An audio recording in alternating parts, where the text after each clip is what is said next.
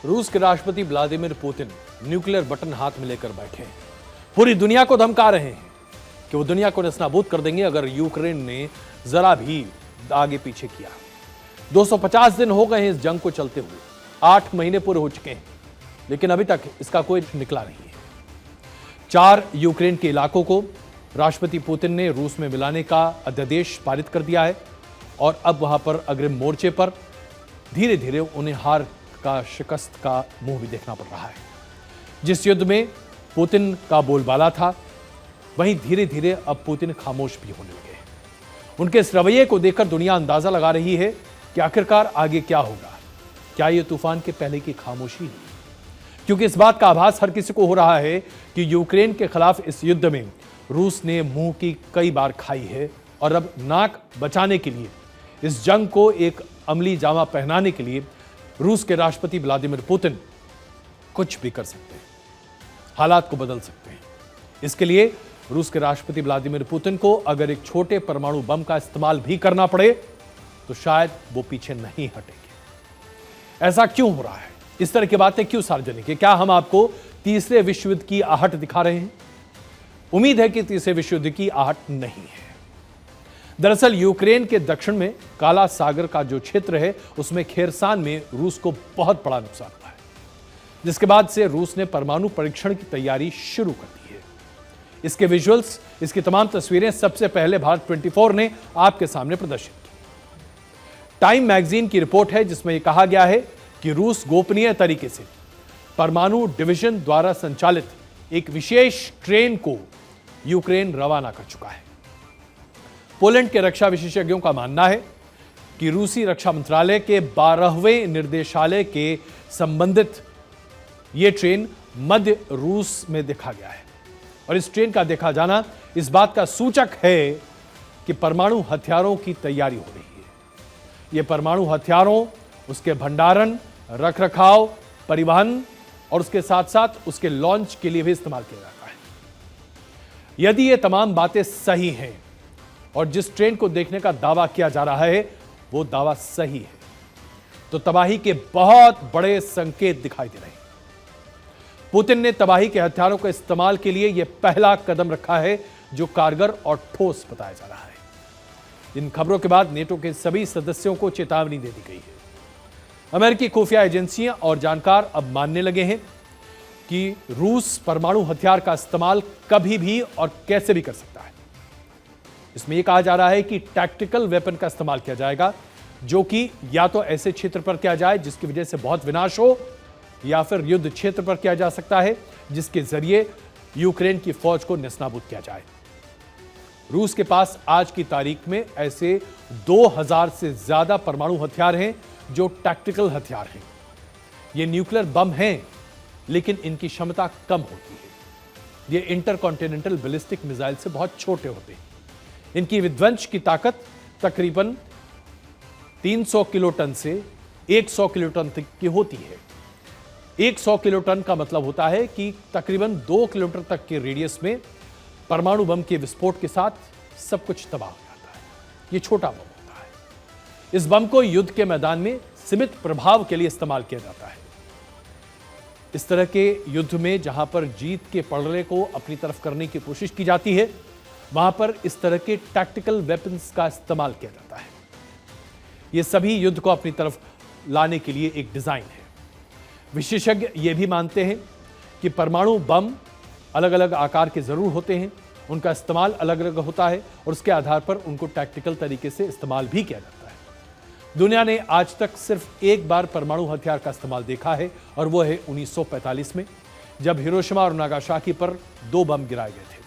Hiroshima पर जो बम गिरा था वो 15 किलोटन मात्र का था। 15 किलोटन। रूस जिस बम का इस्तेमाल करने की बात कर रहा है वह 100 से 300 किलोटन का हो सकता है। विशेषज्ञ इस पूरे मामले पर क्या कहते हैं, देखिए।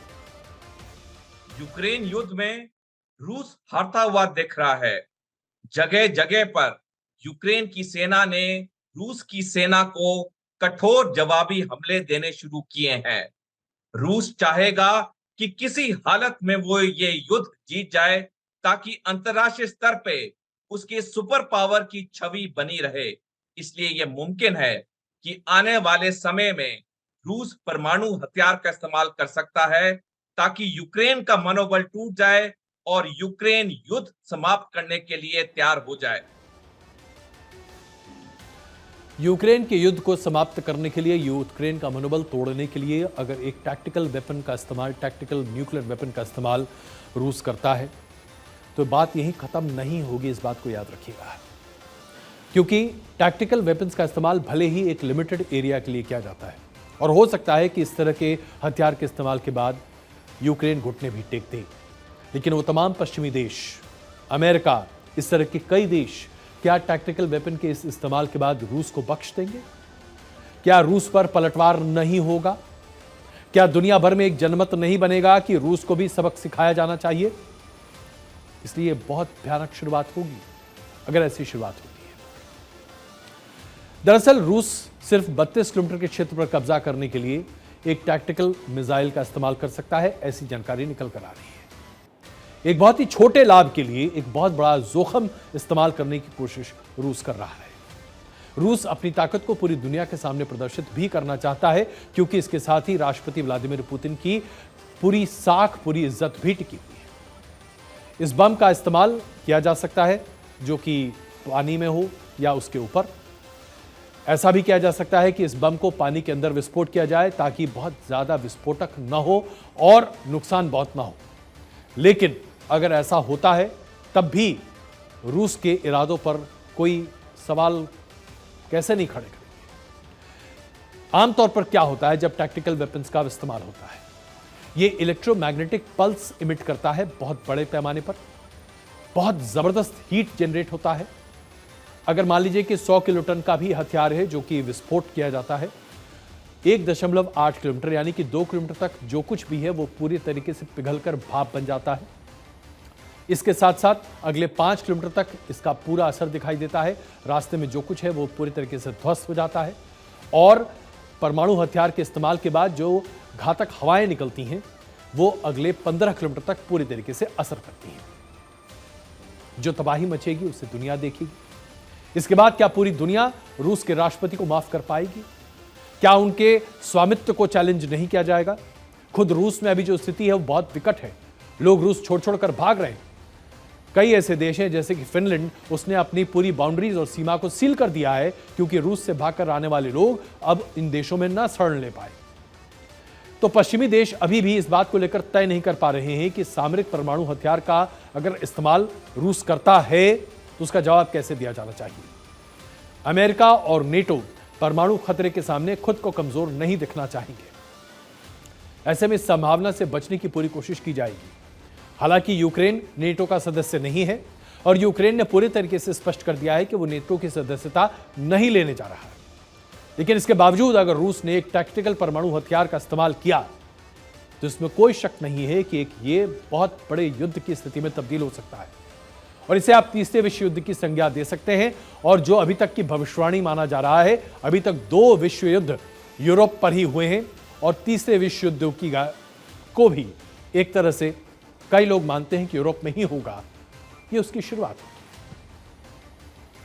रूस के पास अगर जवाबी कार्रवाई की जाती है पश्चिमी देशों के द्वारा तो पलटवार करने के अलावा कोई विकल्प नहीं होगा। यूरोप के कई देशों पर इस तरह का खतरा होगा, यहां तक कि अमेरिका पर भी। ऐसे में पूरी दुनिया में एक ऐसा तांडव मचेगा जिसका जवाब देने के लिए शायद ही किसी के पास कोई और मौका बचेगा। तो आज पूरी दुनिया एक ऐसे मुहाने पर खड़ी है जहां अब हर किसी को इस बात की चिंता बड़े पैमाने पर सता रही है कि रूस का एक कदम क्या पूरी दुनिया को परमाणु युद्ध के दरवाजे पर लाकर खड़ा कर देगा।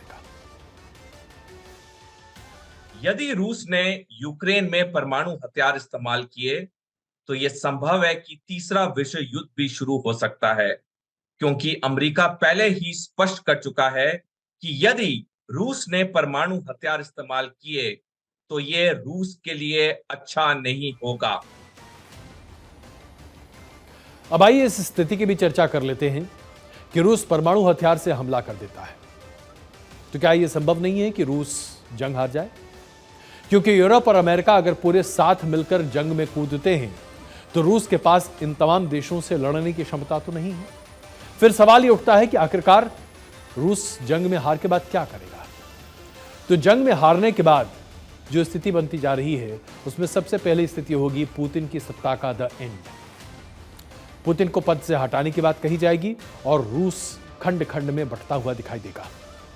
जिस तरह की स्थिति जर्मनी की हुई थी हिटलर के मृत्यु के बाद, कुछ वैसी ही स्थिति रूस की होती दिखेगी। लूटपाट, अराजकता और उसके साथ साथ कई तरह की अन्य परिस्थितियां। और ऐसे में सामरिक विशेषज्ञ ये भी मानते हैं कि ये चीन के लिए मुफीद होगा, क्योंकि अंतर्राष्ट्रीय स्तर पर फिर अमेरिका के मुकाबले एक ही देश खड़ा हो सकता है और वो है चीन। आखिरकार परमाणु धमकी की नौबत क्यों आ रही है? पुतिन जंग में हारने की स्थिति तक कैसे पहुंच गए हैं? दरअसल ये शुरू इसलिए हुआ क्योंकि रूस ने बड़े दमखम के साथ यूक्रेन पर हमला किया, ये जानते हुए कि यूक्रेन के पास इस तरह के न तो हथियार हैं और न ही असलाह है जिसके आधार पर वो रूस का मुकाबला कर पाएगा। और एक के बाद एक ऐसी कई घटनाएं हुई जिनकी वजह से पुतिन और उनके जनरल्स की नादानी सामने निकल कर आई। युद्ध की प्लानिंग ड्राइंग बोर्ड पर करने के बजाय जब आप जमीन पर उतरते हैं तो कई तरह की परिस्थितियां बदलती हैं और इन बदली हुई परिस्थिति में रूस अपने आप को संभाल न सका। इसके साथ साथ रूस के असलाह और हथियार पुराने थे जो कि रास्ते में ही ध्वस्त हो गए। सैन्य भंडार भी लगातार खत्म होता जा रहा था। ऐसे में रूस के पास इस युद्ध में अपने आप को आगे रखने की कोई सूरत नहीं बच रही थी और यही वजह है कि रूस पूरी दुनिया के सामने आज एक्सपोज हो चुका है।